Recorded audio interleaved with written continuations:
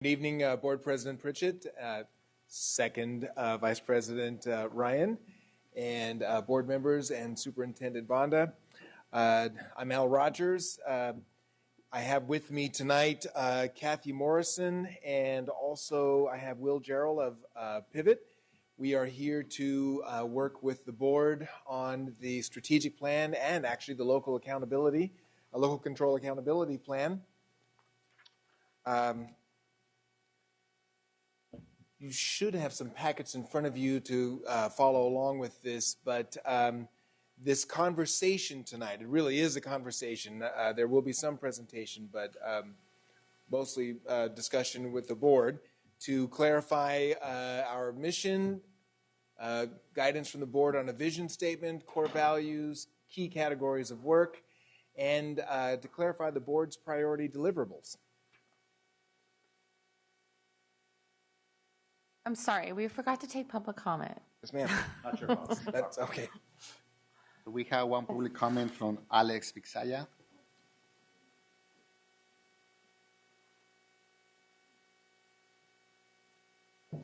No, I'm not dying there. Before I proceed, I'd like to add to the congratulations to President Pritchett that she's the first one in Area 3 that, as a president of the board, I've been working with the board since 1990, and she deserves it. Anyway, I wish this thing gonna stay up there because I don't have the overhead. Here, I have an idea. Oh, there you go. Good evening, President Pritchett, Madam President Pritchett, Superintendent Banda. My name is Alex, members of the board and cabinet. My name is Alex Visaya, citizen and advocate to our students and families in this district. I'm here again to do my bidding on behalf of our kids from pre-K to 12th grade.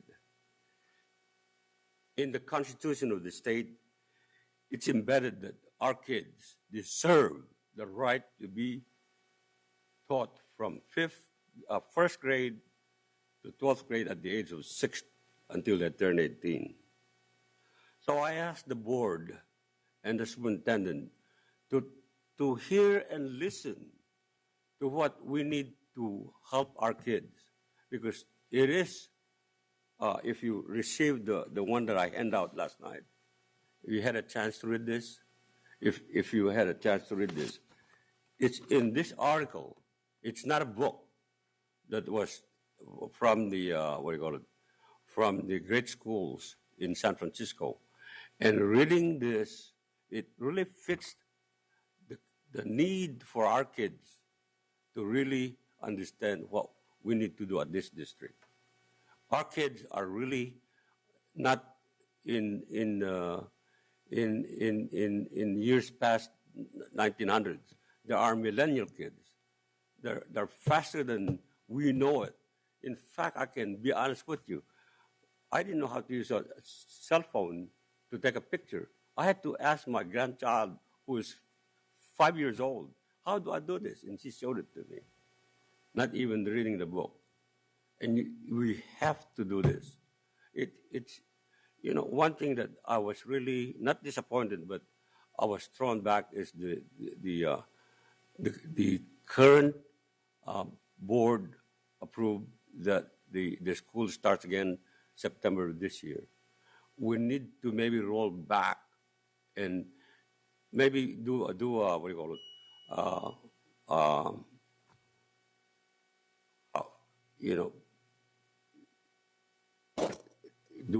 yearly thing that we can roll it back to help the kids in the first grade, K3 especially. Because the way it looks right now, when we go back this September, we're going to have no teachers to teach our K3 kids. That's a fact. We need it. Thank you very much.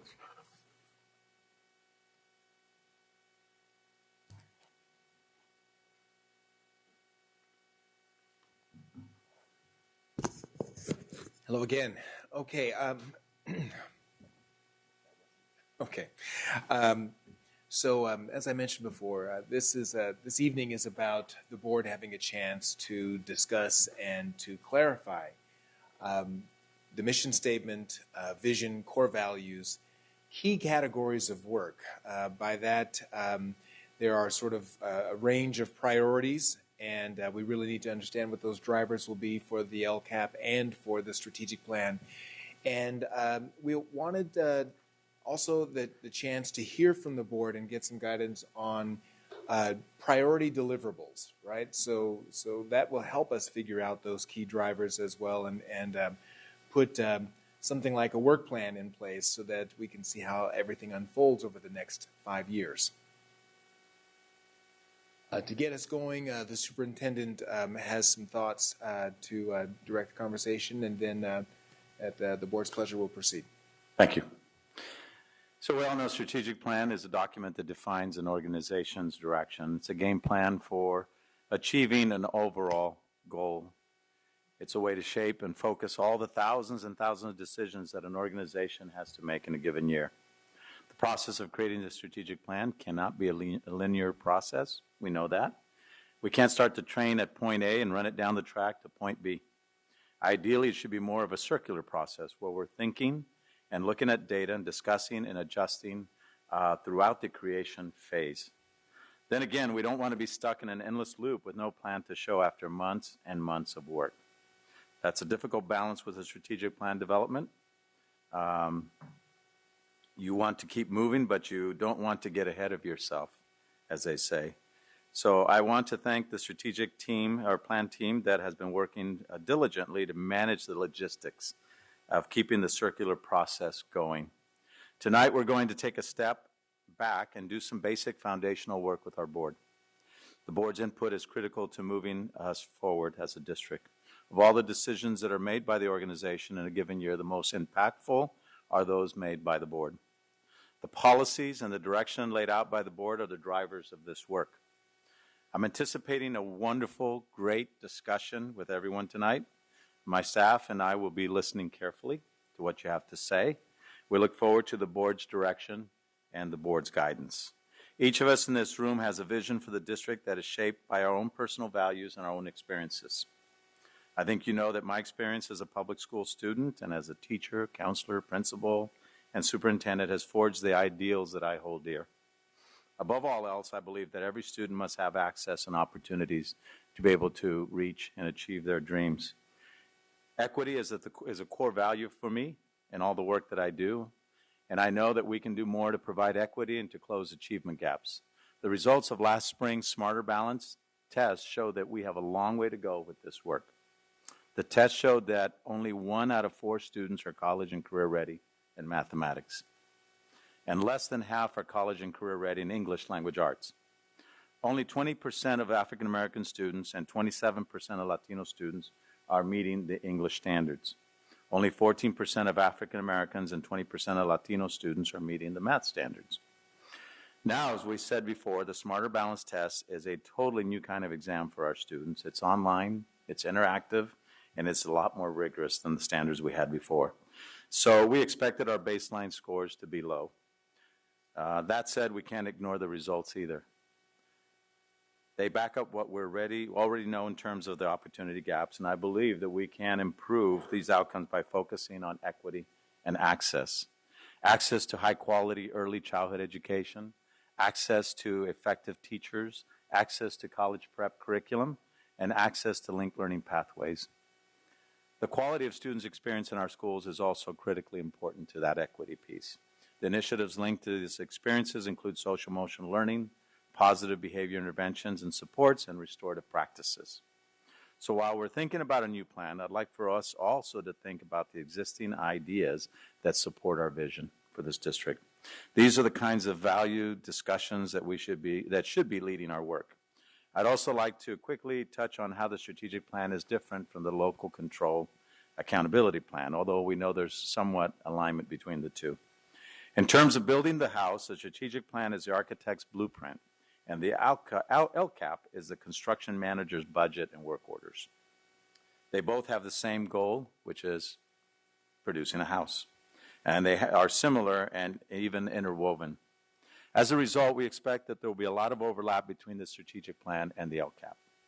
That's why it makes sense that our strategic plan team is also our LCAP team. After tonight, the team's task will be to synthesize your input and outline the structure for the strategic plan. We'll be bringing that structure back to you at a later date, and we look forward to the conversations that we're to be had tonight. And of course, this is the start. This is only the beginning, and we look forward to many more opportunities to have dialogue with our board, our leadership, our community, to be able to attend to the needs of all of our students here at Sac City. So with that, I'm going to hand it back over to Dr. Rogers. Thank you, Superintendent Bonda. So I'm going to, in moving this conversation along, I'm going to call Kathy Morrison up to the podium to lead us through this section on what have we learned so far. Good evening, President Pritchett, First Vice President Ryan, Superintendent, and board members. As Dr. Rogers said, I'm Kathy Morrison and have been working since midsummer on the strategic plan. So in terms of what we've learned so far, we assembled a design team with a wide variety of district members and including one community member. The first task of the design team was to produce a needs assessment. And to get to that point, we did several things. First, we looked at data. Superintendent mentioned data, so we had sub-teams digging into achievement data, climate data, budget data, and operations data. Secondly, we conducted focus groups. We had a total of 10 focus groups, 76 participants. There are some handouts coming your way with some lifts out of the focus groups that I wanted to point out briefly. Initially, you might think 76 participants doesn't represent the volume of responses we get, for example, when we aim to do our surveys. But if you have a look at the demographic analysis, we really were intentional in trying to achieve a balance. So we did 4 groups of parents, we did 2 of students, we did 2 classified staff, 1 certificated staff, and 1 group of, I think it's coming around, looks like this, and 1 group of administrators. Let me pause while the handouts go around.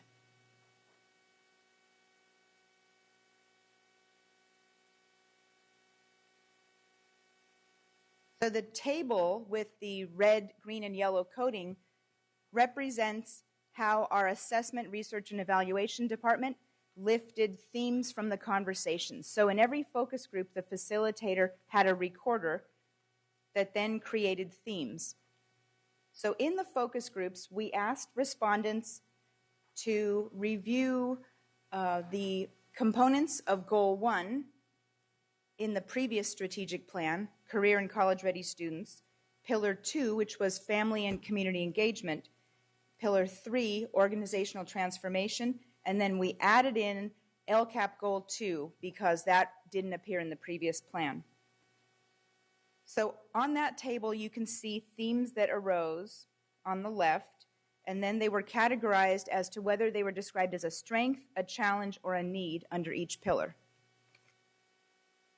In many cases, well, not many, in some cases, a certain component was identified as both a strength and a need. So one example is course options. And the reason for that might just be where the student attends school. We find that school-parent partnerships, in some parts of our district, it's a strength, in others, it's a need. And just pulling out real quickly, the same for cleanliness and maintenance. So I want to pause and see if there's anything that jumps out at you at this moment. Yes, any questions? I have a question. Yes. So reading through this, like under Pillar 2 for family and community engagement, for school parent communication and school parent partnerships, those are, you're saying the red, so there's all three colors across that. So the red being, well, that's how many that said they're going to need out of the entire survey. That's what you're saying, right? So if, actually the columns total to 100 vertically. And so in that column, almost 47% of the comments were that there was a need in communication between home and school. And on that survey, they weren't able to clarify exactly what. No, they meant by well, that. this was the focus group. Oh. So the conversation was initially describe the strengths that you see in Pillar 2, and we went through the points. And then are there challenges and kind of where are there gaps? What are the needs? So I think it speaks to the different experience people have in our district. Yeah, so that's interesting that you point out that it could be a strength or it could be also viewed as a need, right? Depending on where you are at in the district.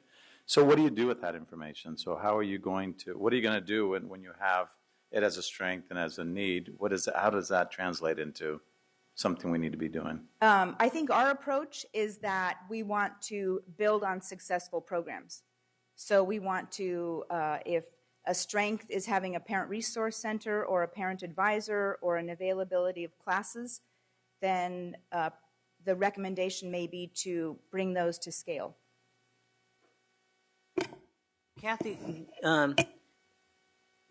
diving down or drilling down a little bit deeper, is this across the board K through 12, or do you think it's different responses given the demographics, maybe high school versus middle school versus elementary school, or might it be different among us, different ethnic groups or socioeconomic groups? I mean, it might make a difference as how we plan for the future, addressing certain needs, because if, for example, there's a greater need for teacher-parent communication, we might devise a different methodology dependent upon the resources of the family and the age, the demographic of the students. So I think that's great. We have only disaggregated it by role, I believe, but we do have the capacity to disaggregate by language, ethnicity, and segment.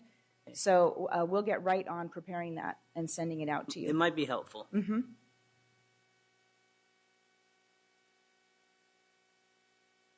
That was all the questions I have. I did want to just mention, I didn't mention at the beginning of the meeting that just kind of going along, just jump in whenever you feel like you have a question. You don't have to be called upon, okay?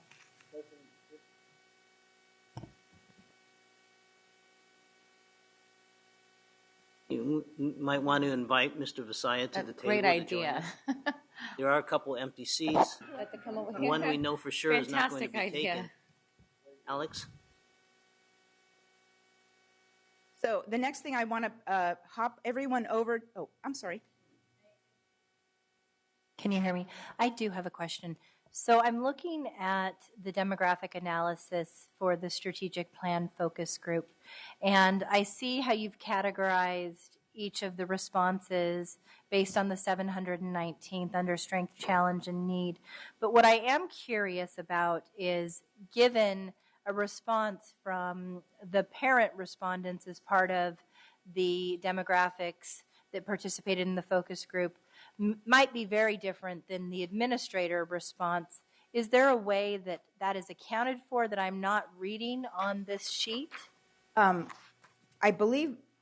think that was what Member Wu was asking for. We have the capacity to disaggregate to that level. We have only done it to roll, which was a fairly big spreadsheet, but I think it would be worth our discovery process in breaking it down in that way. So, Well, so I did hear that question from Member Wu, and I guess that's what I was confused by, because I didn't see it by role on this sheet. So you're saying you've done it by role, but we don't have access to that tonight.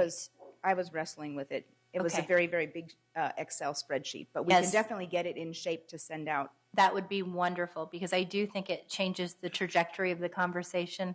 I think it's very interesting to see, for instance, in the college and career ready students, this sense that it was neither a strength, challenge, or need for counseling. And yet, often when I'm talking to constituents and families, that is one of their highest priorities. So would really love to see how that laid out across the various stakeholder groups. We'll get that out to you as quickly as we can. I would hope definitely before the end of next week. Do you have a comment, Mr. Vizaya? To what Member Ryan said, the key is counseling in the secondary, because we need to improve on the A through G requirement on those kids. Sometimes I believe that the counselors just do their job instead of looking deeply into what our kids do in the classroom. We need to find that out from them. Thank you. So then again, we provided a copy of the needs assessment, and if you turn to page 14 and 15, what we learned from the data from our conversations were some needs that were summarized by the design team, but at this time, we do want to ask questions, additions, learnings. If there's anything else you'd like to add at this time, or see where the thought process was.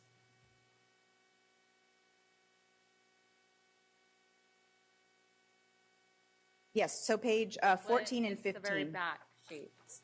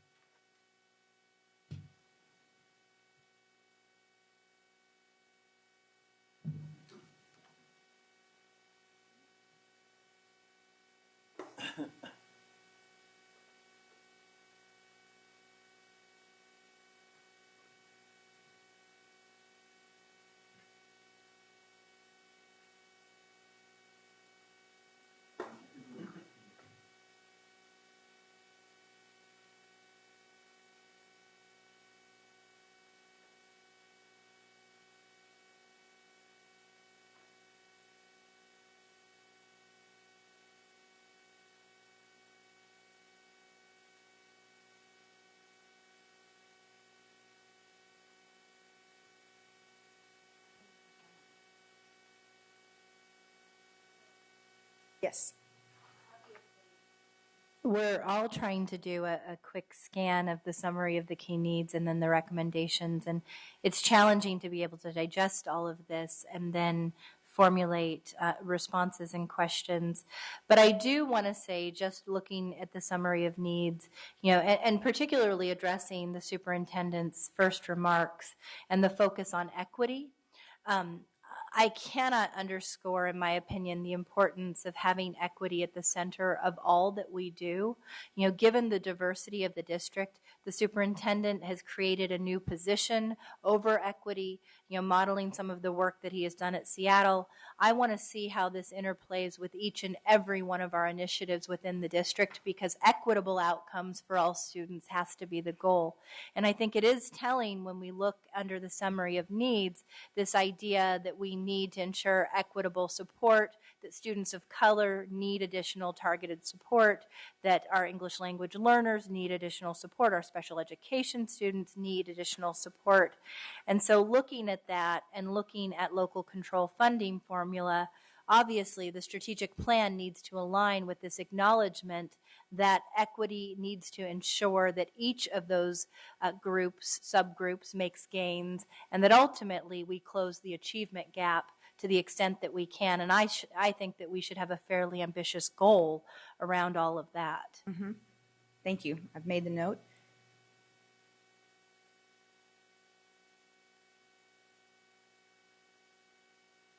I just want to echo the comments of my colleague. I think that these broad recommendations and goals are really important, but in order to be effective, we want to be more laser focused on the application so that we can more guarantee the success of our outcomes.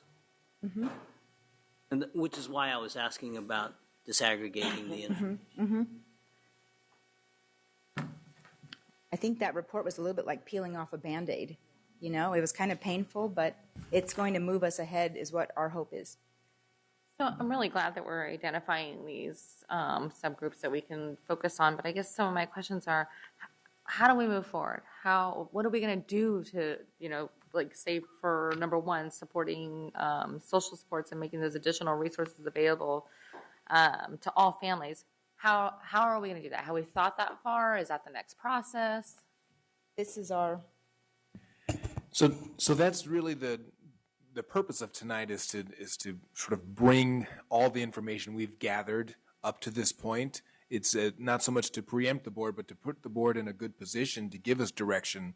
It may be that some priorities are very clear for you tonight. It may also be that you find that you want more details, you want more information, and as we proceed with our inquiry and our engagement, that we get more details so that you can make some clear decisions.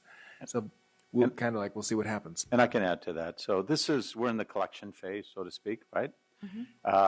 If we want a comprehensive strategic plan and we want stakeholder involvement, that's a process. And we're a district that's known for going pretty deep in engagement, right?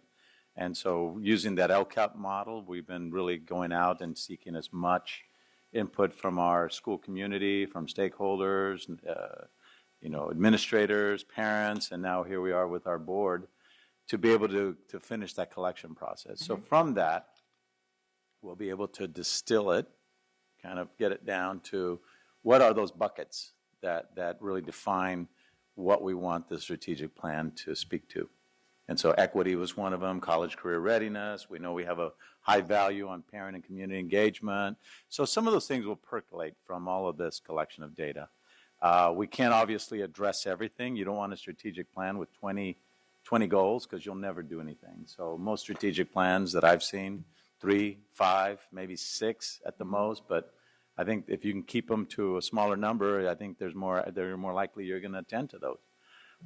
And so what President Pritchett was talking about is later in that process. Once we collect this, we determine what those goals are. Towards the end of this process, we then determine what are we going to do about it? That's kind of what are we doing? If we have these gaps in college and career readiness, so what's the plan to address the gaps? If we have gaps in operational excellence and systems work, what are those? I saw one in here about technology. We know that's a gap, and that's something that Elliot's been working diligently on. Well, that'll become the priority, and that'll become something that we then, when we go to set budget, we're going to carve out some money and say that's something that's a high priority from the board, from the district, from our parents, and we're going to address those. So I hope that addresses it. But we're in the collection phase. But what you're talking about, President Pritchett, that comes down the road where we say, okay, what are the goals that we're going to establish to meet that? How are we going to measure it, and then how are we going to fund it? The resources have to be allocated. And, of course, this is where then the alignment with the LCAP comes in really handy because the LCAP speaks very strongly to things that we should be doing to address student needs. And I think that you'll continue to hear this from us, but our guidance is we need to have an implementation plan. It will not do us any good if we have a beautiful plan that just sits on a shelf somewhere. We need a timeline. We will have steps. We can't roll everything out at once because of financial constraints, but we want to hear what the will is that needs to be rolled out first and with most fidelity. Mm-hmm. And just to reiterate something that the cabinet has heard me say over and over again, I think good intentions, but I think we're a district that has had a tendency to go a mile wide and an inch deep on things. And I think it's time that we really focus on a few things and do them very well. And let's get those things done, and then we can learn from those experiences and apply them to other ones. But if we continue to do this broad scope that we're going to do all these things, we're really never going to have the bandwidth, the resources, or the staffing to be able to do those things well. So just keeping on, I'm sorry, question? So I just wanted to speak to the summary of recommendations and a few of the themes that I think are really relevant and should inform our direction moving forward. So looking through, the recommendations, obviously this idea of diversity and equity continues on. And I really call out that, there is an emphasis on teaching, on student supports, and then on collaboration and partnership, right?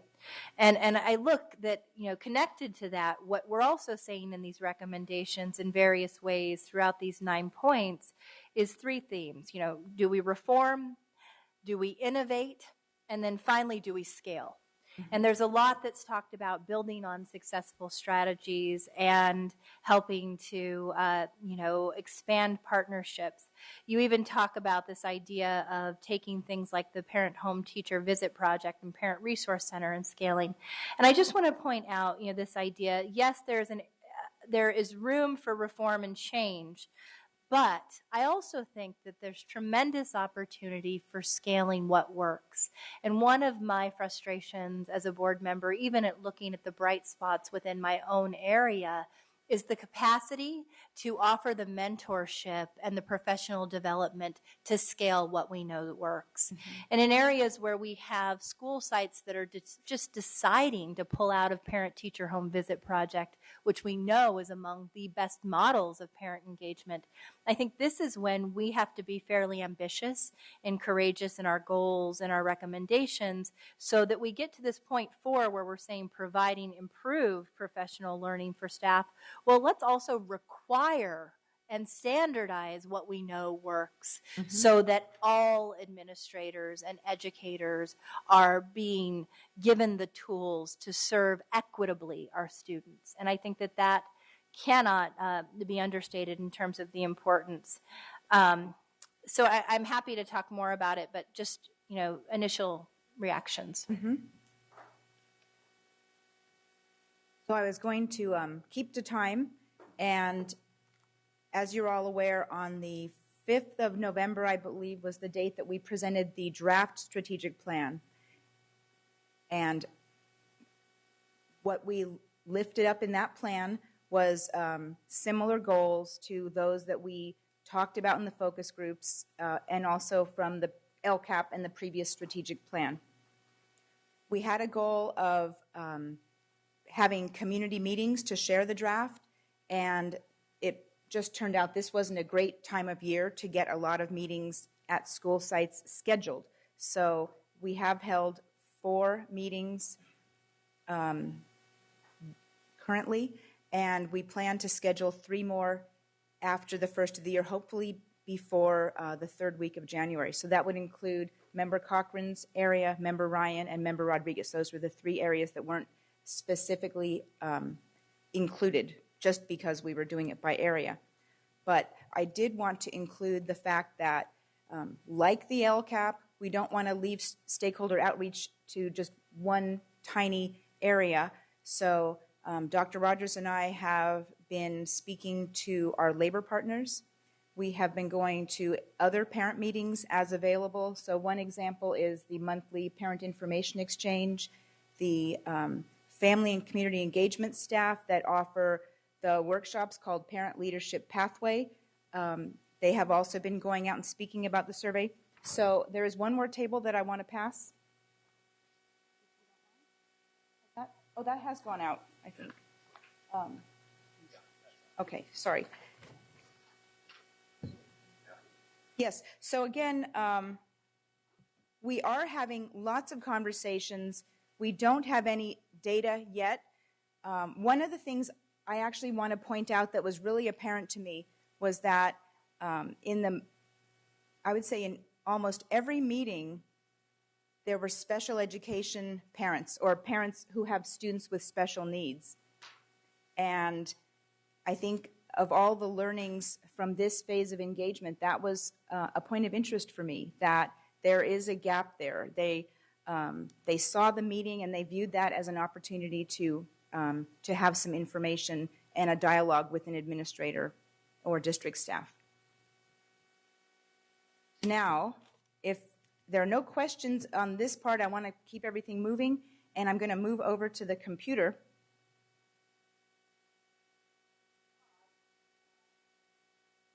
We do have a live survey right now.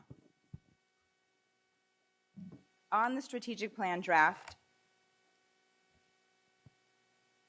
so this is in real time. And it's good and bad because at this time last year, there was a fall survey ratifying the goals of the LCAP, and there were 353 responses, which was viewed as pretty weak.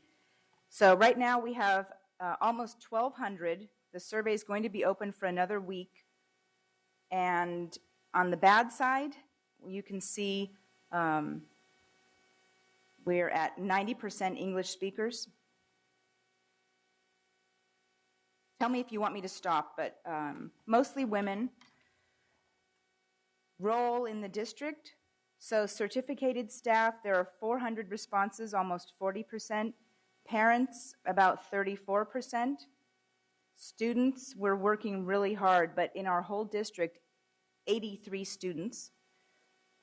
Classified staff, 15%. Management, community members, and the other. Yes. Yes. We focus on high school, and our guidance is that a middle school that has interest or maturity, anyone can take it, but I think subject matter really lends itself mostly to high school students.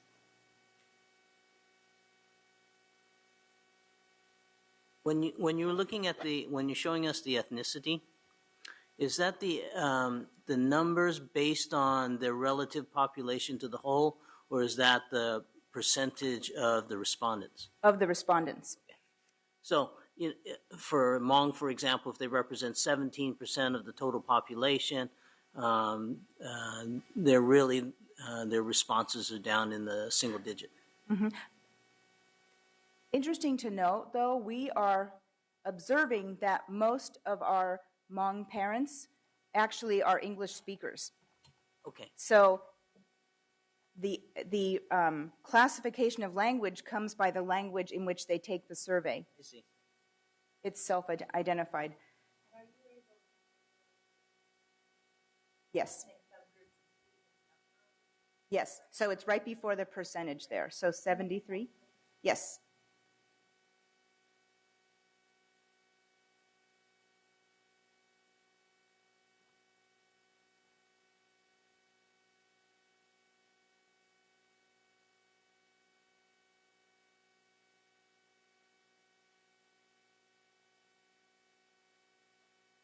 Now, what I want to say is I think you're all familiar when we talk about PEVs, the public education volunteers, and this is where we need their help. So I have been reaching out, Sean Alexander's been reaching out. The PEVs, we trained about 20 birth and beyond and case managers over at La Familia. We have been reaching out to, Dr. Rogers and I visited the Black Parallel School Board last Saturday.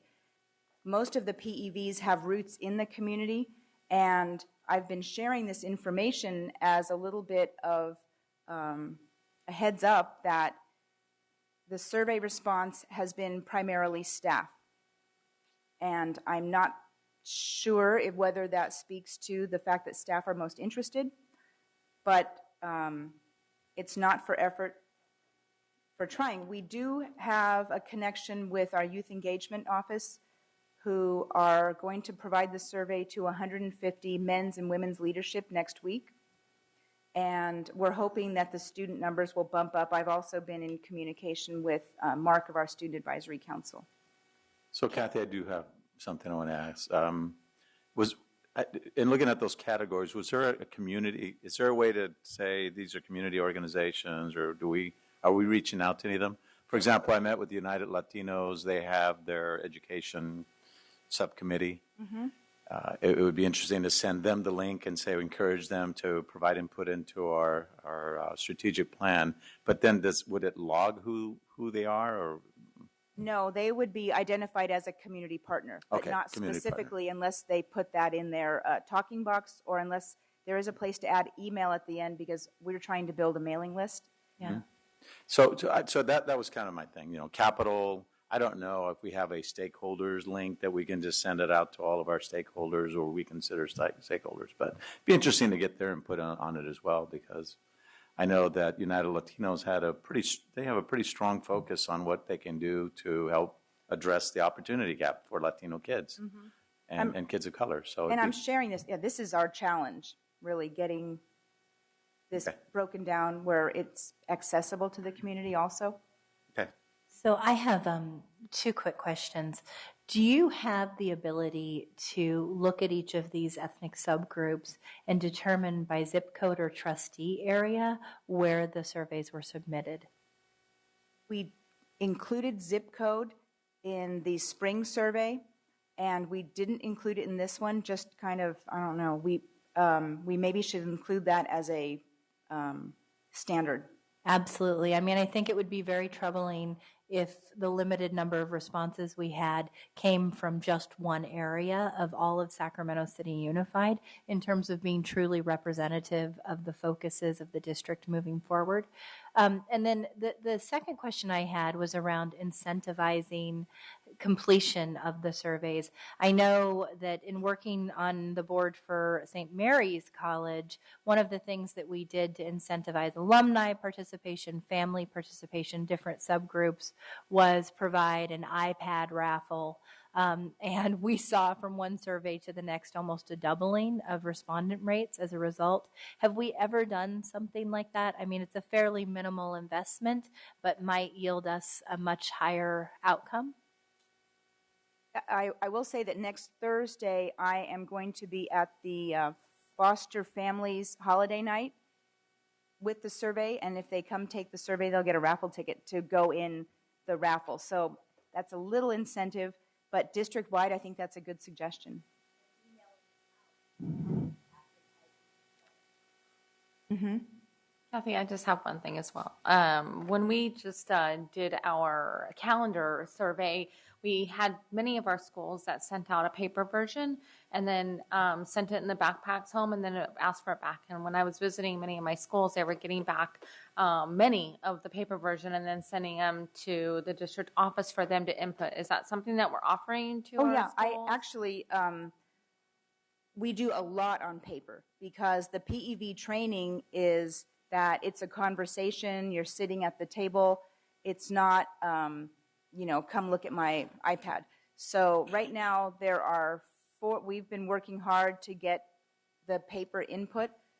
There are about 50 upstairs that haven't been input, and we have the next week.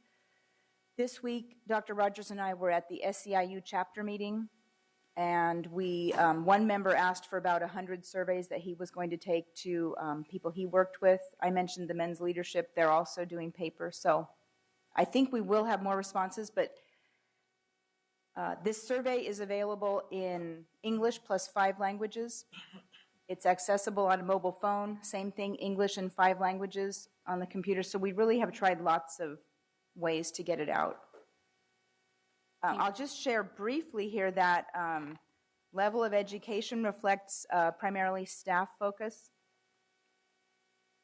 And here is a bar graph showing schools.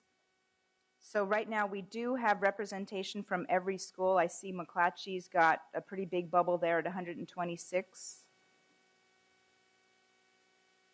If you want me to stop, let me know.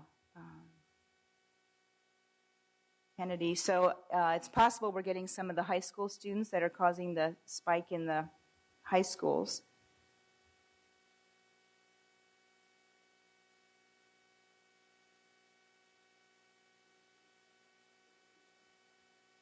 Yes.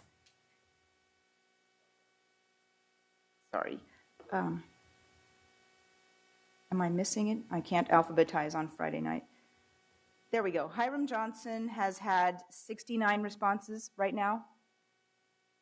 And this is not a robust breakdown, but our analysis after the survey closes, that should be available about the 3rd week of January, will, again, disaggregate by race and ethnicity, by role, by school, and all of those areas. What was Kennedy? Just put it over Kennedy. Sure. John, right there.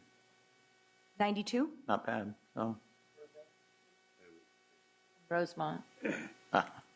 Rosemont, Burbank, and there's Luther Burbank, 80. 73. Actually, Same. quite a few students from Burbank. I was entering some myself. And Rosemont, 57. We have got West Campus at 73. So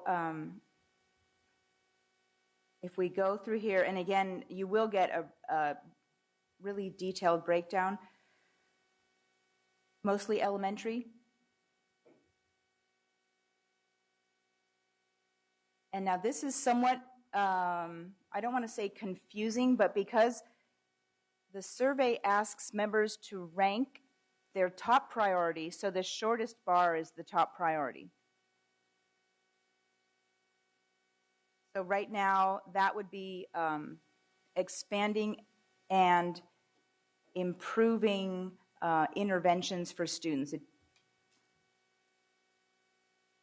But there's really nothing, there's no big surprises, nothing really jumps out there.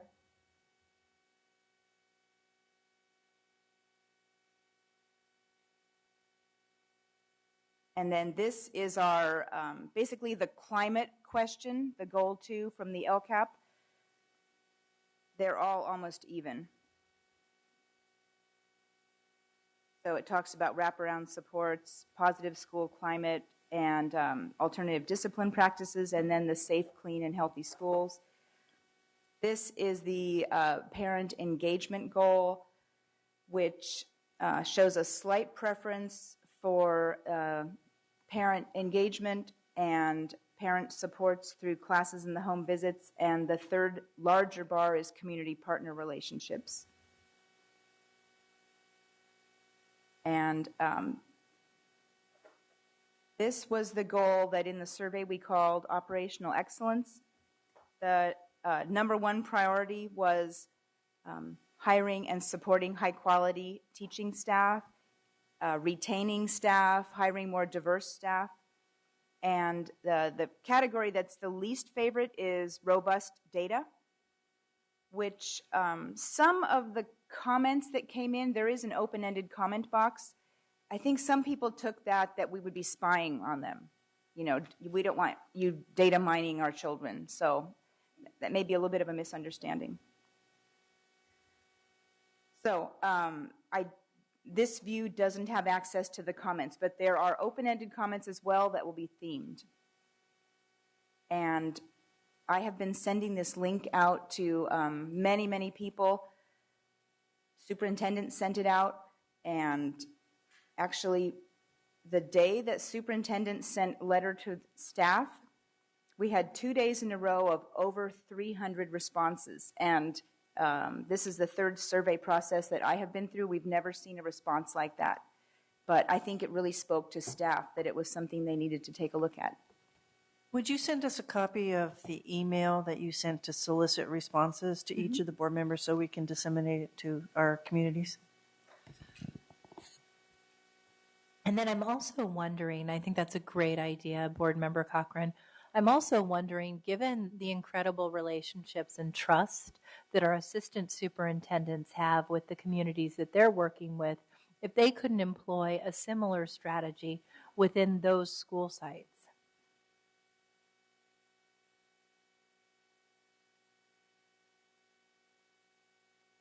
So I thought it maybe it was distracting, but and more questions or?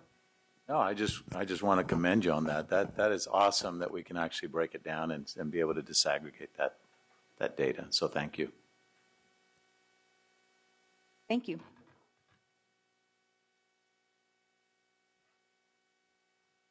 So as you can see that, there's been through the needs assessment, through community meetings, surveys, lots and lots of dialogue, we've learned a ton, and trying to bring that here for the board to have a chance to reflect a bit. And we're going to move the conversation now and invite you to envision excellence. And I'm going to invite Mr. Jarrell up here to facilitate this portion of the conversation.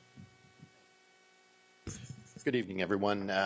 Will Jarrell from Pivot, and very happy to be here. And I'm thinking about where do we go from here? I think you mentioned it. What's the next step? And we've wanted this to be a generative process from the beginning, but there's a balance between being generative and providing people with enough information that they have something to build on. So where do we go from here? We were talking about what do leaders do when they get in a situation where there's a new job.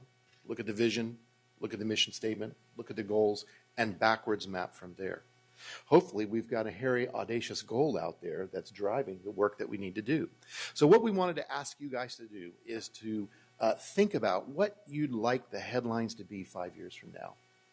What do you want those headlines to be? What do you want them to say about Sac City Unified? And to kind of give us an idea of what do we need a backwards map from? So, for example, it might be something like 5 years from now, we've increased the number of students who have been accepted to four-year universities by 50%. Very audacious goal, right? But then how do you backwards map for that? If we're going to be college and career ready, what are the steps we need to take to make sure that we're able to get 50, 60% of our kids into colleges and universities? So on page 2 of your packet, which now you have like 6 packets in front of you, so it's the main one. Kathy, could you make sure we're on the right page with the packet there? Yes, Alex has the right one right there. Yeah. It should be the second page of this. Just right behind your little agenda there. Yeah. And What we'd like you to do is to think for a few minutes. Just think to yourself, what is it that I want to see as my headline, Sacramento Bee, 5 years from now, that is just talking about what Sac City has accomplished. You might think to yourself, but if you want to talk to the person next to you or ask Dr. Rogers to come over and say something to you, that's fine, because we want this to be generative, and to be generative, talk shapes ideas. Okay, so take a couple minutes to think, maybe talk, and then we're going to write them up on the board here.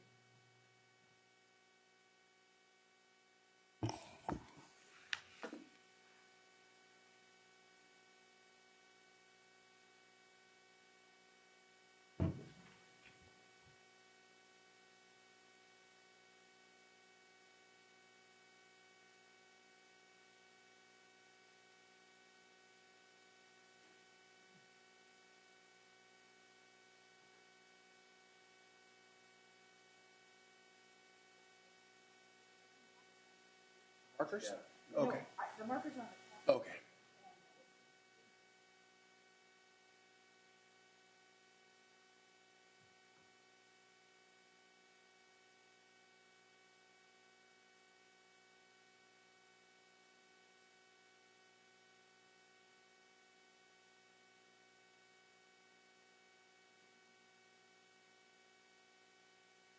We'll go another 2 minutes on this.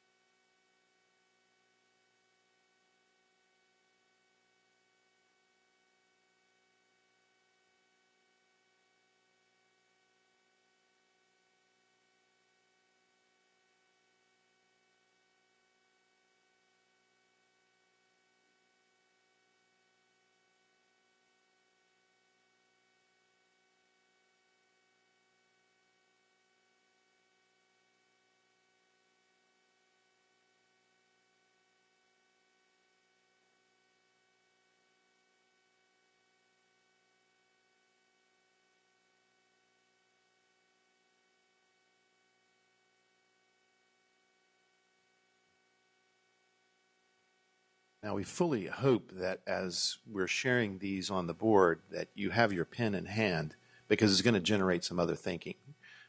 Don't feel like you have to have everything on a piece of paper right away. You want to start off? Let's go. We'll start one off.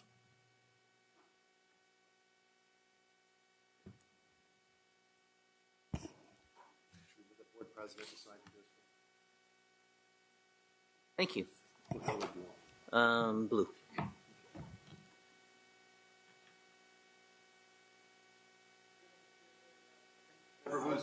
I'm ready. So, in the year 2021, I see a headline that says this. Fantastic news. No 2020 graduates. Go ahead.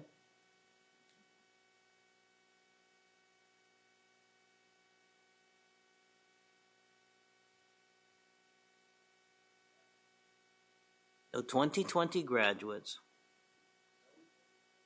Correct? Of SCUSD in college and universities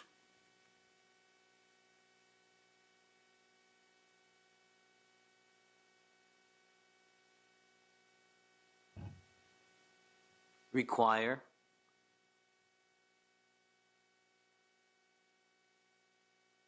any remediation whatsoever.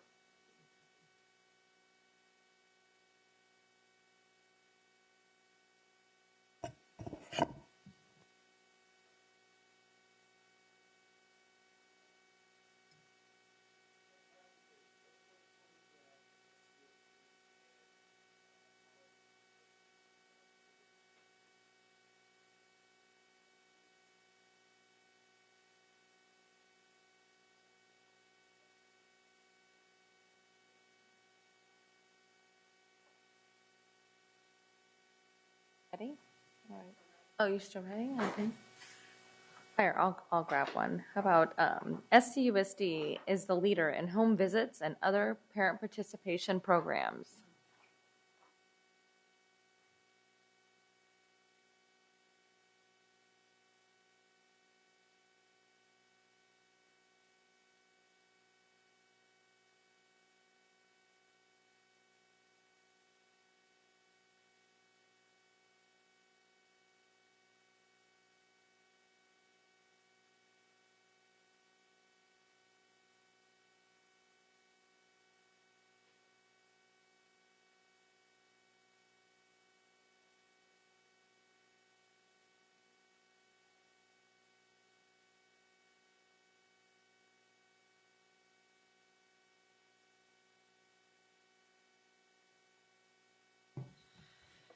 SCUSD high schools earn 2 spots on nation's top 10 public high schools list. High schools earn 2 spots on nation's top 10 public high school list.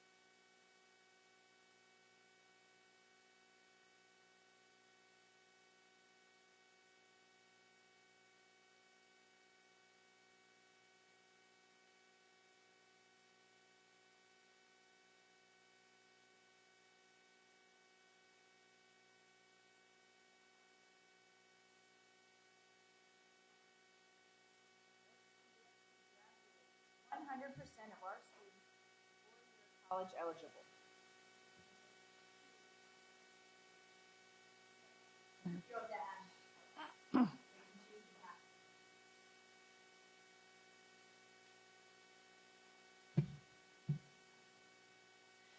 SCUSD Banda, first superintendent in space.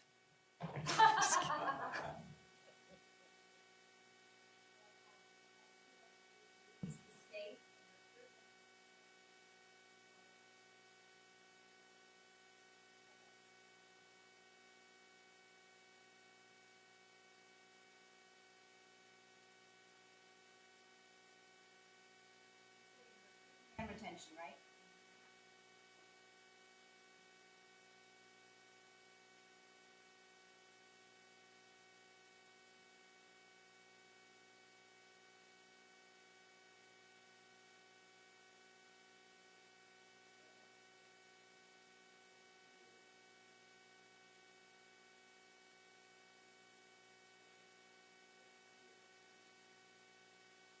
Beacon.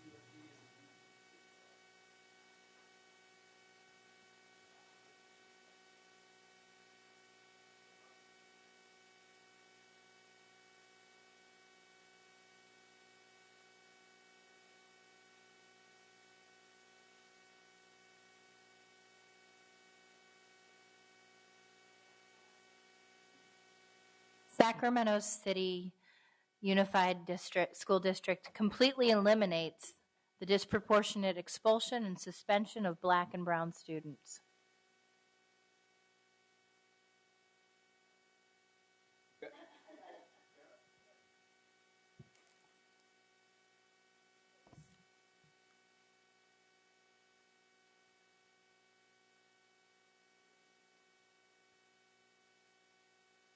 Early education programs yield long-term results.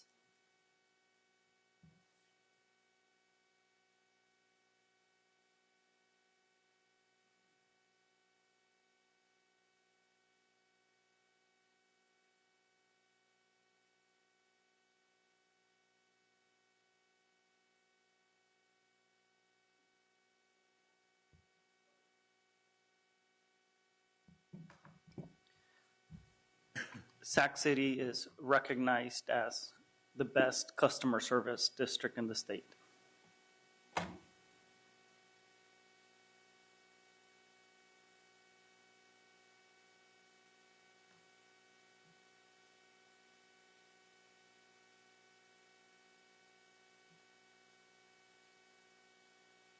One last one for me. Sac City hosts a national summit on academic and student success.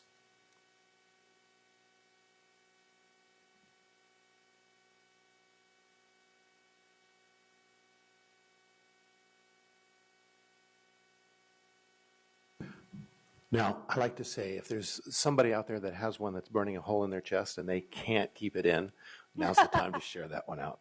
National Summit on. I do. Academic and student success.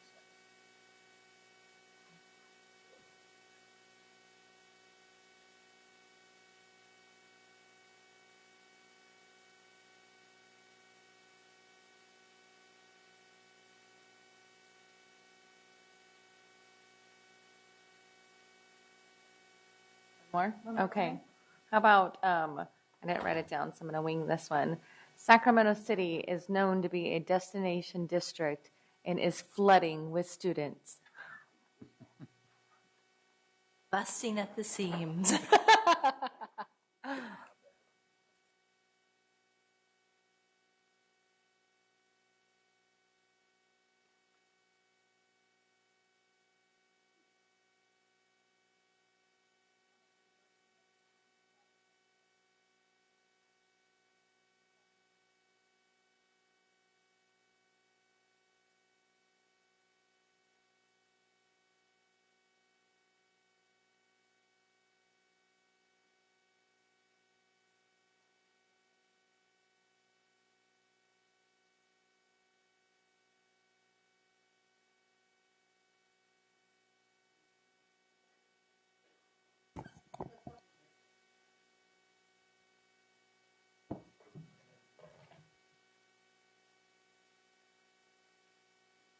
Is it on? Okay, Sac City launches initiative with city and local universities and community colleges.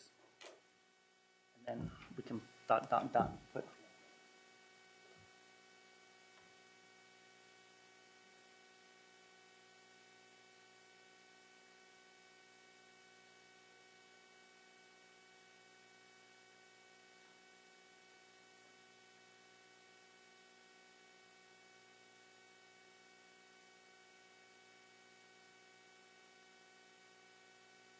Right.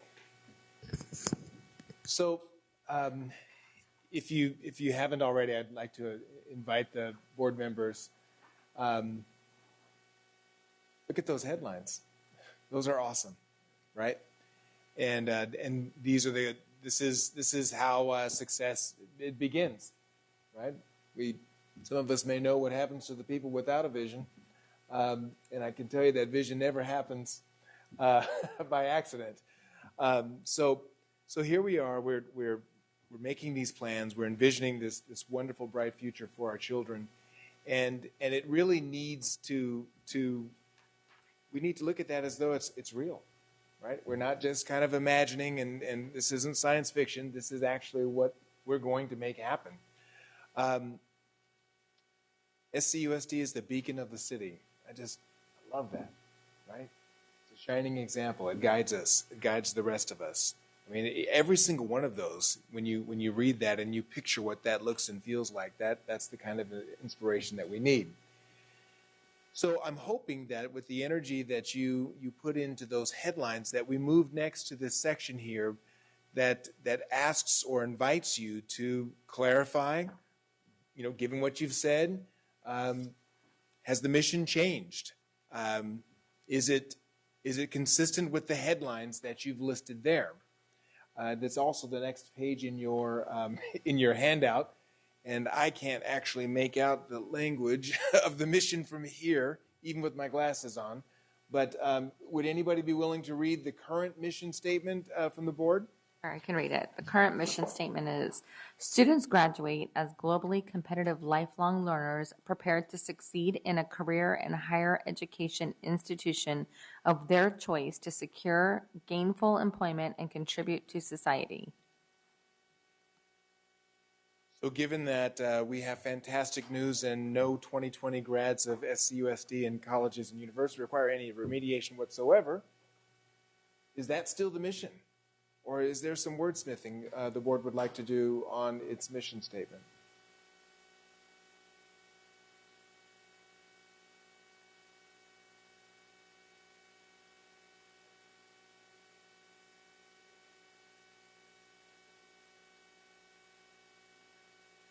One of them is the mission, one's the vision, and then the core values are all separate. Oh, he's looking at a different version. Older version. Okay. Alex has an older one. Those are my speaker notes. You're reading ahead, Mr. Fasayed.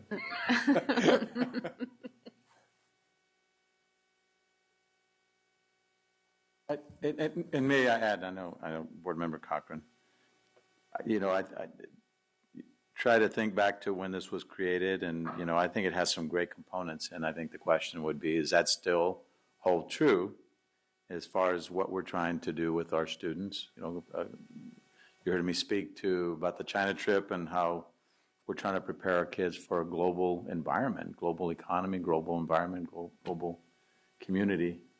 It's just one thing to consider, but yes, anything that you can think of that maybe has changed, or maybe we need to aspire a little bit higher in terms of preparing our kids.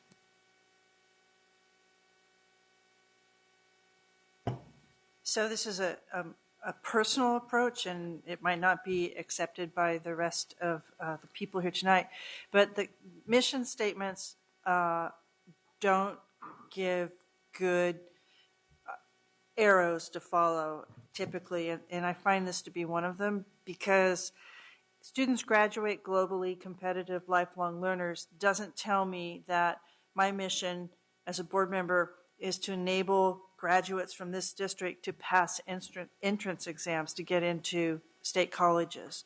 And I know that's a detail, but when you have a mission that is so broad, so verbal, and non-specific, it, in my opinion, lends itself to being less easy to obtain. Thinking about, if you want to make an analogy to the sports world, if you're a long distance runner and you want to win medals, your mission is not to be able to enjoy a run with a good stride and be able to do it for X amount of time. You have a very specific goal for your students and a very specific mission for what you do. And again, this is my opinion, and it's not a typical approach to mission statements, and maybe that's not where it needs to be, but I find this, as a reader and person who's interested in success for the students, as being vague and hard to get my teeth in, too. I think that if you look at all mission statements, that they all tend to be, I agree with you, I think they all tend to be a little bit broad, and what does it really mean? I think mission statements are more of an aspiration. You know, this is what we would like to see. And I think Board Member Cochran's point, we flesh that out later on in a document and say, but here's what that really means in terms of where the rubber meets the road. But most mission statements tend to be, Kathy, you can add to that or correct me, but they tend to be more of an aspiration, what we want to see overall. Arroyo? Yes, it's a question and a comment. And the question that I have is, and it's not just for this very specific item, but as we think of the entire endeavor, what is the purpose of? That's how I would like to start, any of these components, because it might give us an idea of how to frame the dialogue. What is the purpose of a mission statement? And the importance of a mission statement is not just that it's vague or that it should be vague. Is that the purpose of a mission statement is to give the idea so synthesized in a common statement that obviously it's never enough to really specify all the details that go behind it, but it gives us it gives us the point. Like, this is where we're going. In Member Cochran's example, right, of running, the mission is to win the race, or the mission is to be part of the top 10 finishers, to make it to the Olympics. What is I think that kind of gives us the idea of what we're shooting for. And I really don't want the dialogue to digress and to say, well, it's just because it needs to be vague. It doesn't have to be vague. It needs to be seen with a proper lens, which is, what is the purpose of, in this instance, the mission statement? What is the purpose of a vision, of stating our values, of a strategic plan? Otherwise, it's going to be very difficult to tackle every single conversation, because then we're going to be looking at different. And so my only comment and request is that as we look at all these components, let's figure out, identify it. What is it that we're trying to, and then have that discussion. Otherwise, we're going to be stuck here for many hours from different perspectives.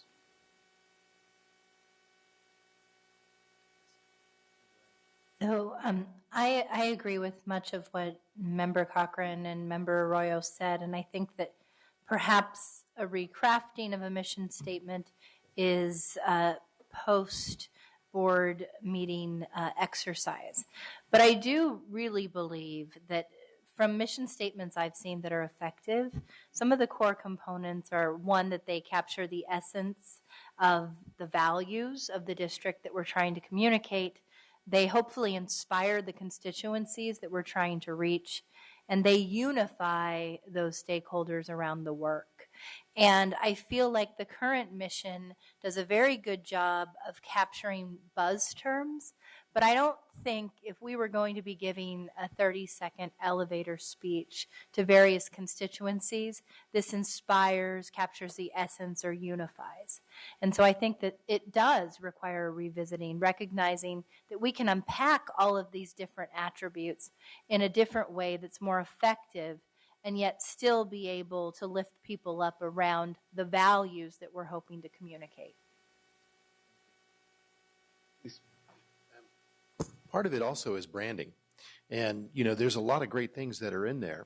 And maybe there is something that needs to be revisited. But if we're branding it as part of what our district is about, and then making it accessible to our constituents in different types of documents. So what does it mean to be a competitive lifelong learner? We brand that with specific goals underneath the vision and the mission. So it's very clear to everyone that if that's what we're going to do, these are the steps we're taking to be able to do it. So that's another component to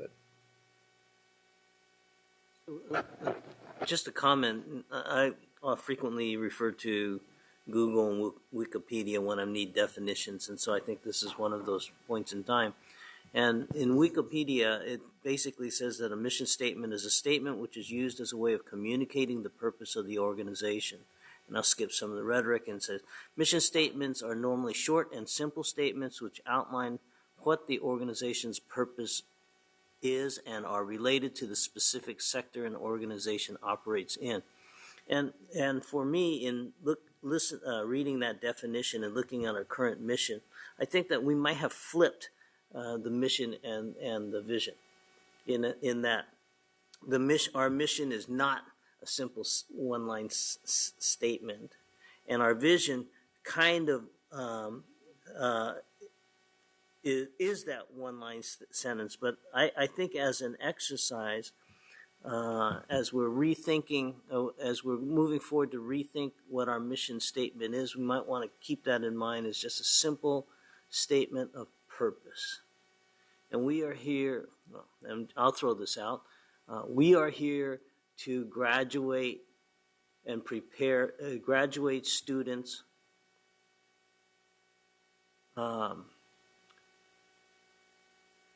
ready to be productive citizens.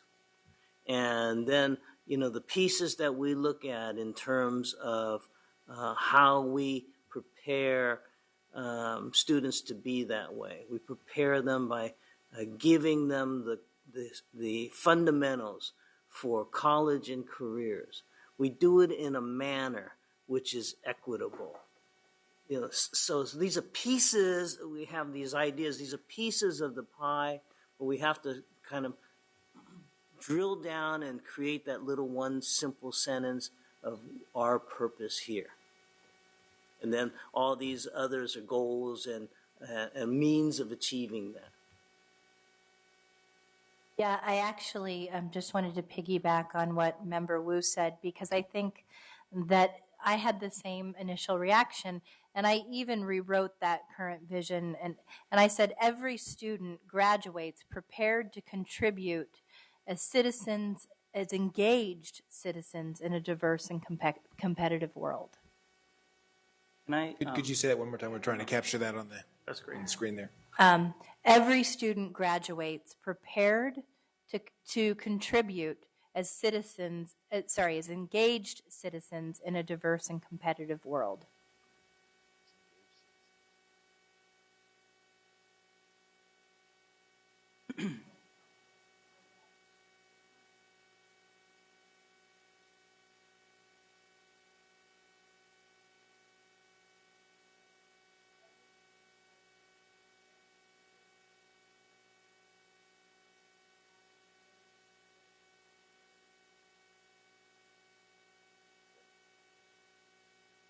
Arroyo. This is a mission statement. Revise. Okay. Oh, for the current vision. Okay. Thank you. Vision. Okay.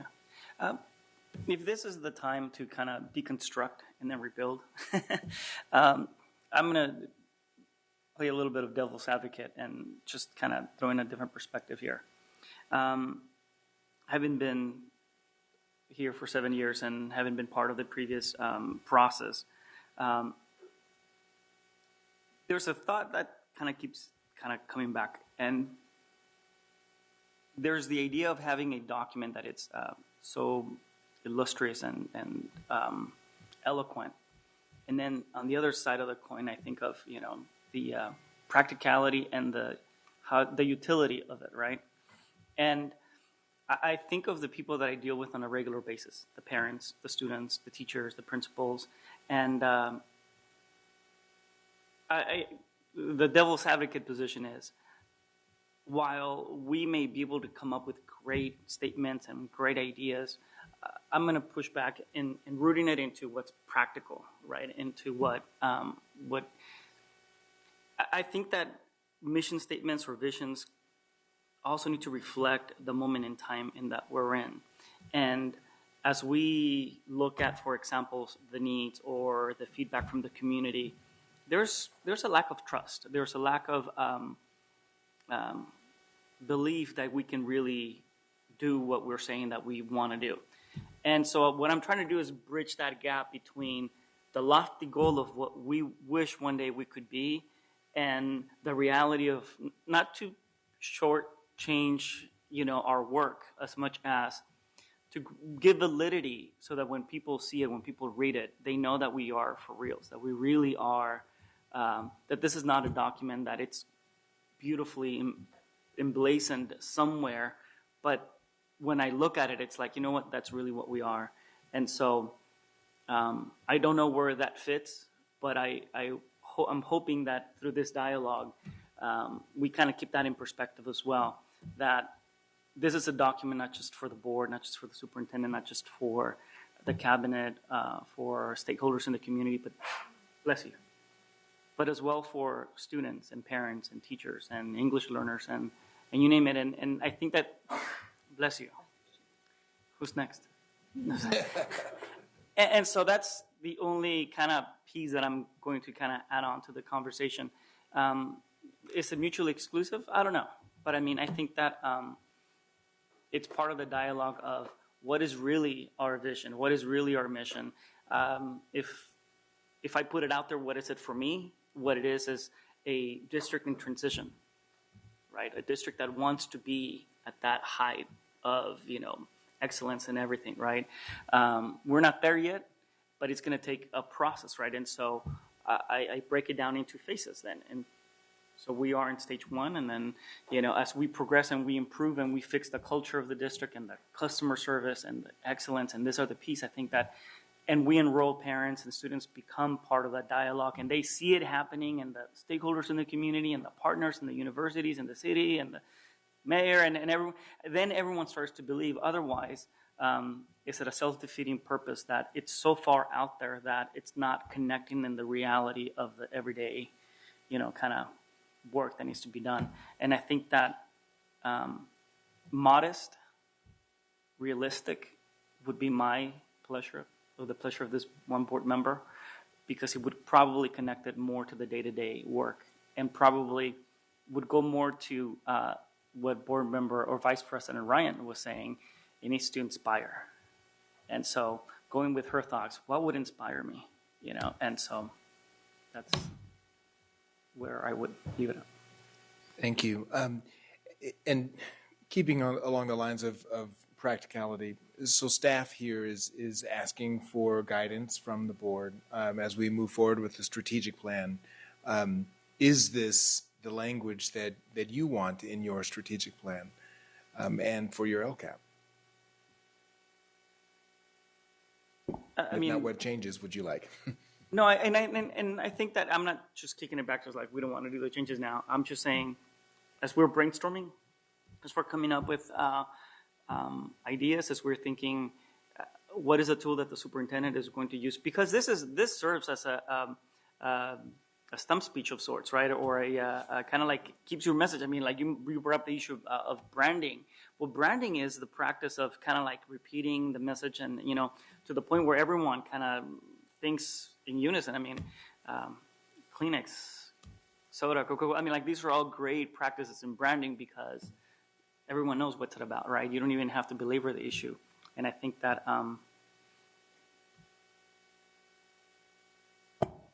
ladies. Oh. Oh, okay. Let's see. I think Member Cochran and then Second Vice President Ryan. So,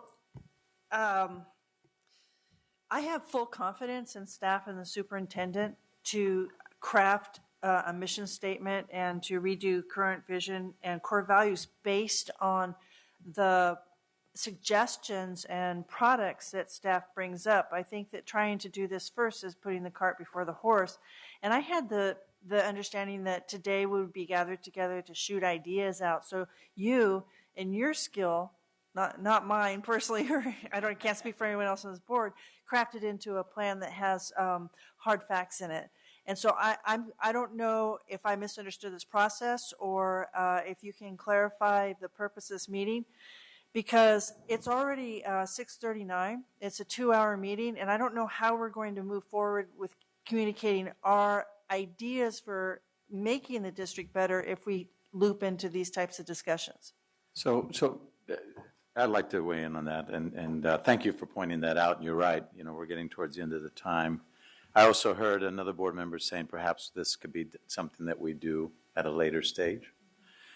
So we'd be happy to do that and kind of play around with it and based on where we're going with this plan. But you're right, and I think the next phase of this is coming up with those board priorities and Indeed. deliverables. Yeah, that is exactly. So if what's everybody's next. in agreement, we can move to that next phase and circle back on this? Okay. Okay. Can you guys flip the charts there? Okay, well, actually, and the next little graphic organizer in your packet there is, in fact, we're at that point where we're hoping to hear from you about your priority deliverables. I think that if we get those priority deliverables, we may also be able to confirm or organize those deliverables into categories of work. And so, despite the way it looks on the little graphic there, let's start on the other side. Go ahead and list those things that you've just got to have us get done over the next 5 years.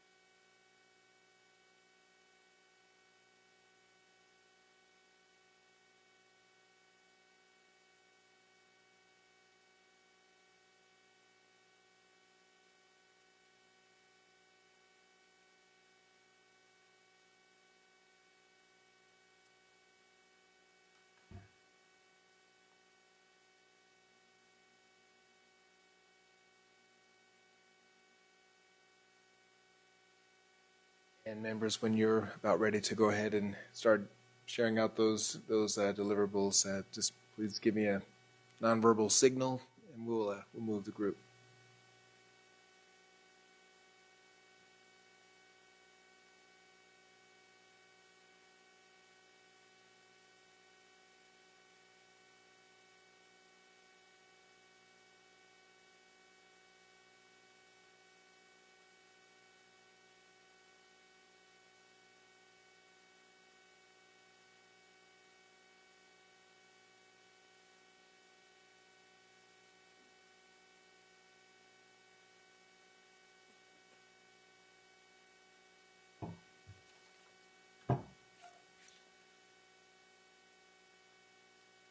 Okay. So I know everybody's still working, and I'm kind of a one-note Charlie here. So I want to have my category be high-quality teachers. And are you typing? So should I slow? Okay. High-quality teachers. And then a subcategory with dashes with a string of ideas. Create seamless relationship with CSUS.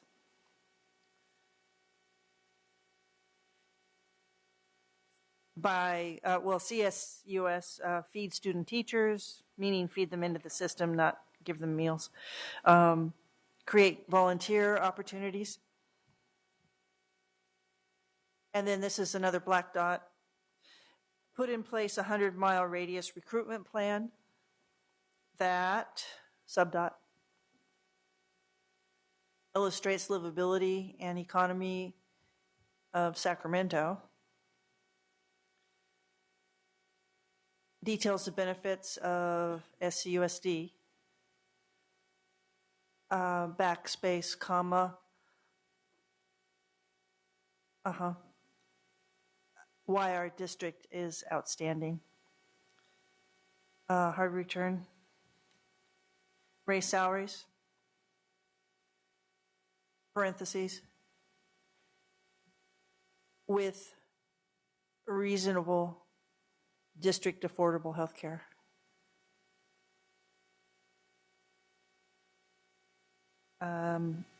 Recruit from historic black colleges, parens, even on the East Coast, and, close parens, and institutions with a high Latino concentration.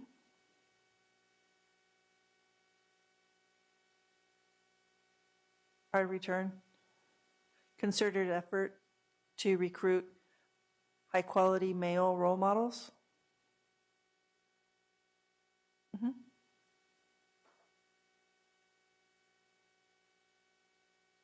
And hard return, black dot.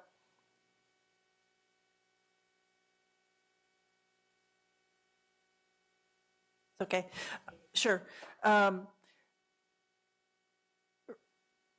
Form a clear plan to help year 1 to 5 teachers develop outstanding classroom management skills and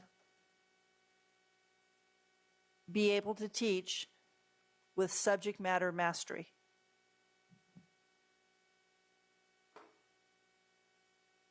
So those are my comments, and what is not up there is what it can be perceived as wrong right now. And all of those dots, you can say, well, this happens, that happens, and we got to change this. But this is kind of a nutshell of trying to have better, higher quality teachers and teacher recruitment and maintain teachers. Thank you, Member Cochran. So I also focused on one key pillar, being the college and career readiness. And I feel like all of the high priority deliverables fit nicely within that. First, on the early childhood education theme, an expansion to universal TK across all Sacramento City Unified School Districts, prioritizing first our low-income school sites. Ultimate goal of ensuring through parent engagement and quality outreach the use of 2 years of quality preschool for all SCUSD students. My next key item really gets to school climate, but also school climate speaks directly to college and career ready students. So each SCUSD school site trains at every level from teacher to janitor the implementation of best practices in social emotional learning, restorative justice, and PBIS, getting to the whole culture for an entire campus. The next A through G is offered across high schools as the default curriculum. We institute ERWC and the math equivalent at, Offered at high schools. Okay. Yeah, default graduation requirement or curriculum, that's fine. Perfect. We institute the expository reading and writing course and the math equivalent at all high school sites to eliminate the need for remedial education. Okay. We introduce a robust Sacramento College promise.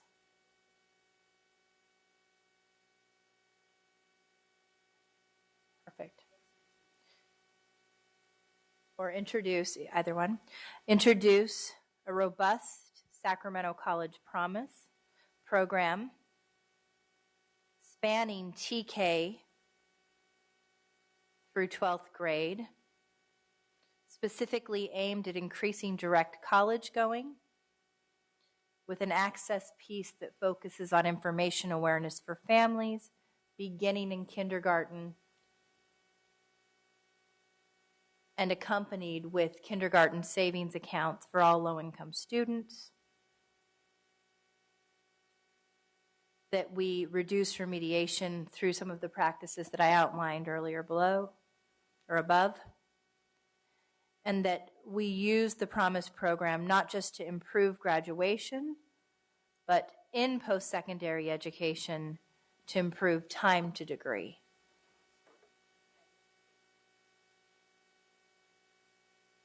College in front of the promise, but yep. Reduce time to degree. Yeah. Retention, graduation, and time to degree.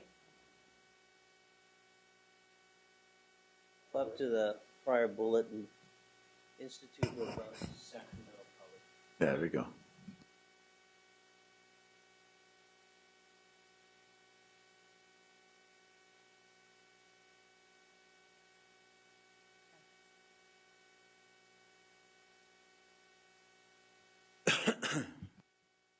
I got to hand it to you, Kathy. That was fast. Yeah, that was well done.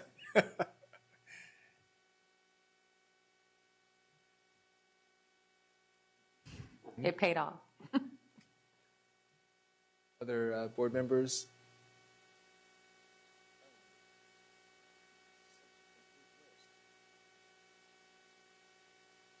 Yeah, you know, they had very detailed, I wrote down little things, and they pretty much covered everything that I had written down. The only other thing that I thought of, and I don't know if my other colleagues will agree with me, but graduating more seniors, less remediation, and then also working on more efficient benchmarks other than testing.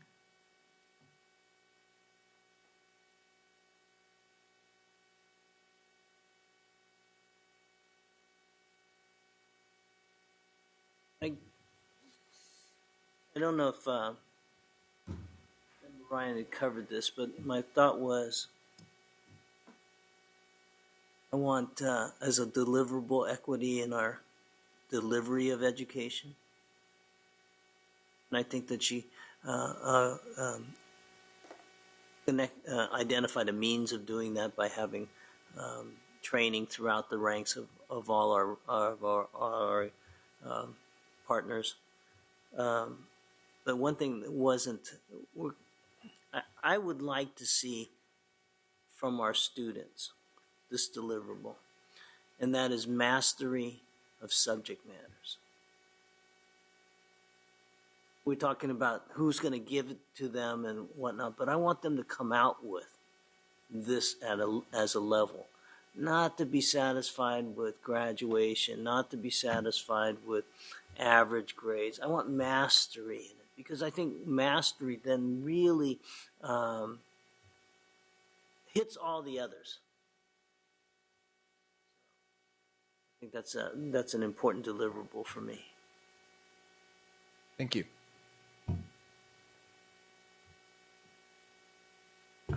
Some of the ones that I wrote, and they're nowhere near as detailed as that, but I just had one big bullet point, which was fiscal solvency. I mean, to me, that's given the conversation yesterday and all that it entails. You know, another bullet is regarding facilities, just equity among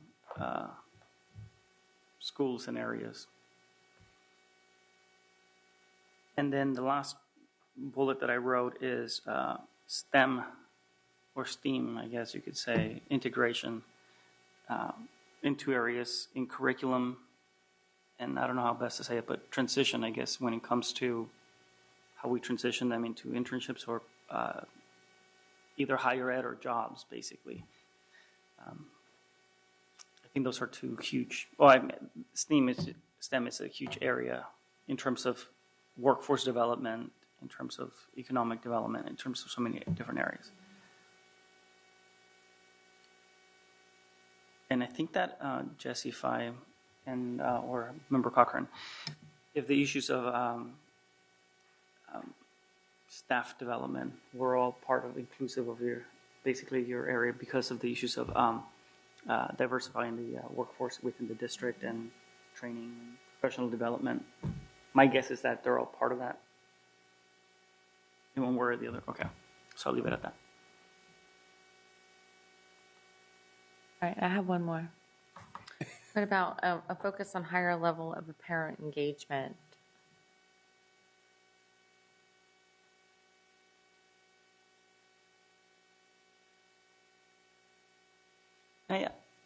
Can I add one? And I don't know if this is already part of any of the other ones, but it's district communication. And I think that that's just internal and external. And that would be a larger discussion, but I'll just leave it at that. And I'll explain. You don't have to write it down, but what I mean by that is many times parents don't know how to resolve the issues, and so they are stuck. And so the brave one calls me, and then I'm able to help them and send the question or the issue to the superintendent, and then things get resolved. But there seems to be a breakdown in communication vertically within the district, from the superintendent all the way down to the students. And so there needs to be more of a cyclical process where something happens, if they don't get resolved it gets to us, it gets to the superintendent, and then it just flows down. And if it gets resolved, great. But if not, there's better way to deal with that. So that's what I meant by that. Very much. I just wanted to add one more thing since Member Arroyo brought up district communication, internal and external. I just think key to the survival of Sacramento City Unified School District is to continue to acknowledge that while we're leveling out at enrollment loss, we have significantly declined in enrollment over the last decade. And so I would add to that a branding campaign that truly makes Sacramento City Unified School District appear a destination district that is a beacon of light.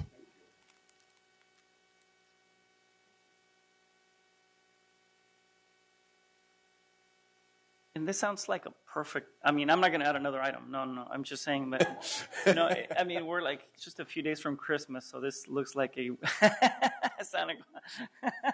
a wish list. Well, that's a nice Christmas. Can you add world peace there? Superintendent Bonda, did you have any comments or guidance for us on this list there? We're hoping. In terms of? Well, I think we've got a long to-do list. We do. And I think that, well, and I can see already patterns in that, right? I mean, there's patterns in there that address equity, college and career readiness, Member Cochran started out with what I believe is one of the things that makes the most difference in closing the opportunity gap is having high-quality teachers in every single classroom, right?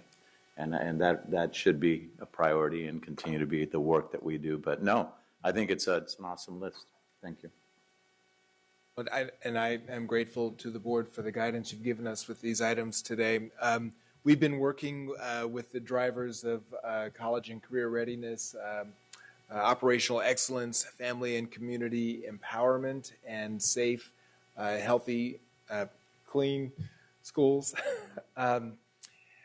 I think that those drivers still work for us, and as we continue with the, unless you tell me differently, but as we continue with our dialogue with the community, we'll be looking for their feedback and their support, their reaction, their commitment as well to these items here. But there's plenty there for us, I think, to work with as we proceed with the strategic plan and the LCAP. Is there a question that is something I can ask? I know that there's a survey and people can respond and so on and so forth. I'm not embedded in, and I really don't know all the lines of communication that exist within the district between, say, principals and the superintendent.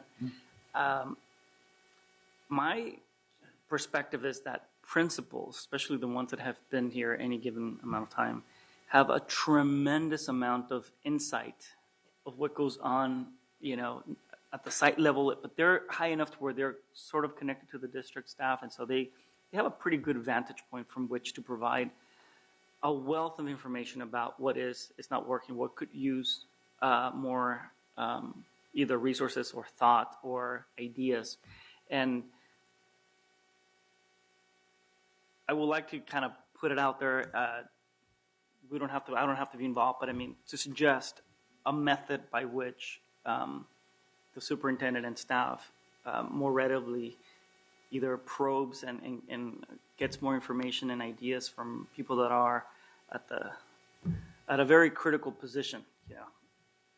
So it's not only the boots on the ground, but I mean, they are the management, and they're not only in the classroom. I mean, they have to put the entire team together, and they have to deal with enrollment, with just about everything that we are trying to solve here. They get it as a package, and then they have to implement it. And it would be, yes, Kathy. No, no, go ahead. Okay.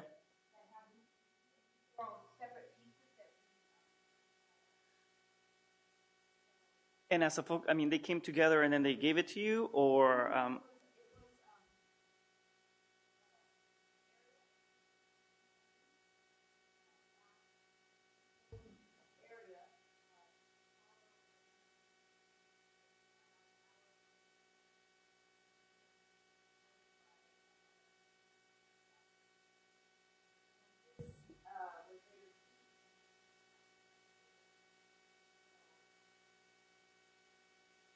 okay. Well, the good news is that the principals are indeed involved. We absolutely agree, and they have a lot to say. And the superintendent and deputy superintendent engages the principals also at the regularly scheduled principals meetings about this. So thank you. You're absolutely right, and we are going to keep on that. And then the second piece to that was: is there beyond the survey? Is there an anonymous way for people to either, or do they have to create an anonymous email and then shoot it in, and maybe they mix it in? I mean,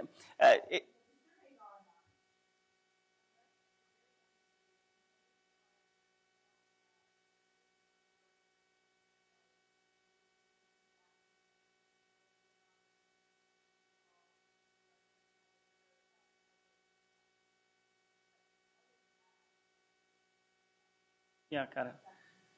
Yeah, but I mean, if somebody just anonymously wanted, a teacher, a parent, somebody wanted to kind of chime in, who would they send it to? Just anybody? To us? Typically, they would send it to my office or to me, but we get that information from several different channels. I will say. You got it. And then, I mean, it's different to have a dialogue openly, and then, right. Right. Got it. Thank you. Thank you. I think we want to honor people's times. I know that this is, first of all, I want to thank everyone that was able to be here. We had 5 of our 7 board members. But I also want to thank not just Al and Kathy and Will. I wanted to say Ed. Will. But I also want to thank the folks. I mean, I have some of my executive team that stuck around and were here, and I'm glad they did, because I think the conversations were really healthy and positive and informational, and I think it's good for them to be here. Just so you know, Kansi is involved with AXA's HR, I don't know what they call it, symposium or something. She actually traveled to the Bay Area this afternoon, so she was not able to be here. But otherwise, we'd have a full team, everyone here. So again, thank you for the work. Thank you, board, for your input. And again, this is a process, so we'll be circling back, as we mentioned before. This isn't the end, and the board will have an opportunity to take a look at this as it continues to form, and then at some point down the road, we'll have to solidify it, but we're not there yet, and we're going to continue to make it a very organic process and continue to collect data from all stakeholders. Kathy?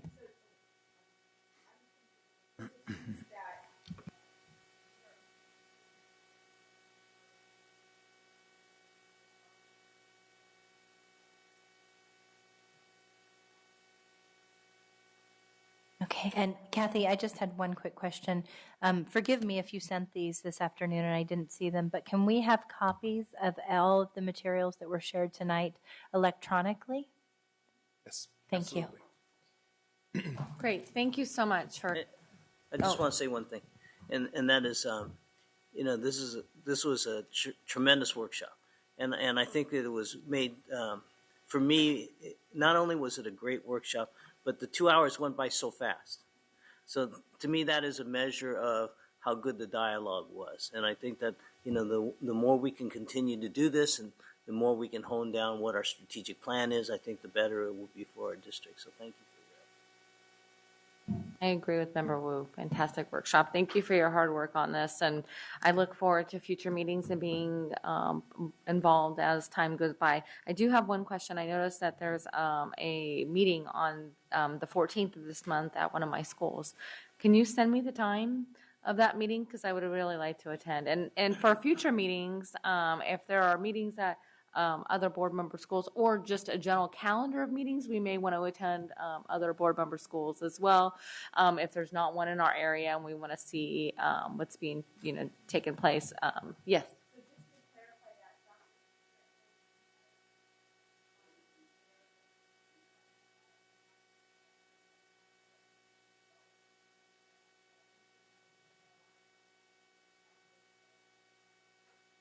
That's fantastic. Do you know if it's in the evening?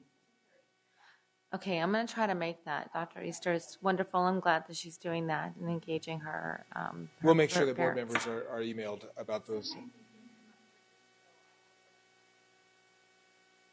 You just shoot us a quick email. It doesn't have to be anything in detail. Just say there's going to be a meeting regarding the strategic plan at, this time, this place. So, is there any other comments from any of my board and Ms. Morrison? She's like a Go ahead.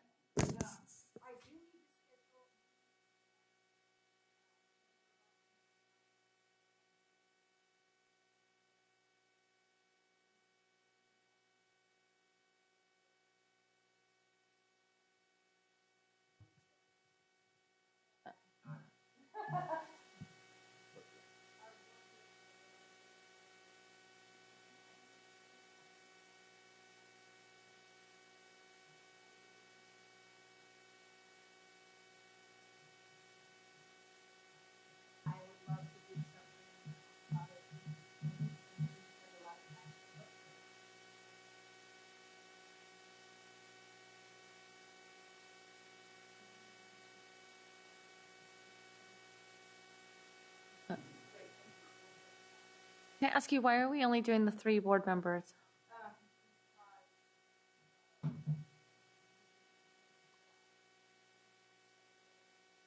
I didn't know that happened. I emailed you.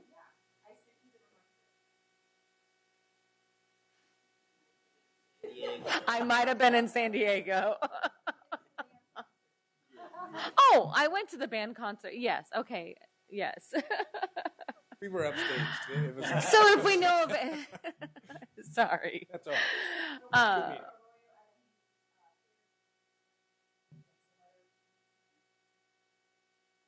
So if we have schools or areas that we would like to focus on, we should email you and say we would like to focus on this area. Okay, great. So any other comments from any of my colleagues? No? Great. Well, can I get a motion to adjourn this? I know I have to. So moved. Great. What? Don't you guys have to motion to adjourn first? No? Okay, bam, there you go. All right. Everybody's waiting. One quick announcement. Yesterday, when you announced the future meetings, the first meeting in January, closed session was inadvertently identified to start at 5 o'clock. It will be starting at 4:30.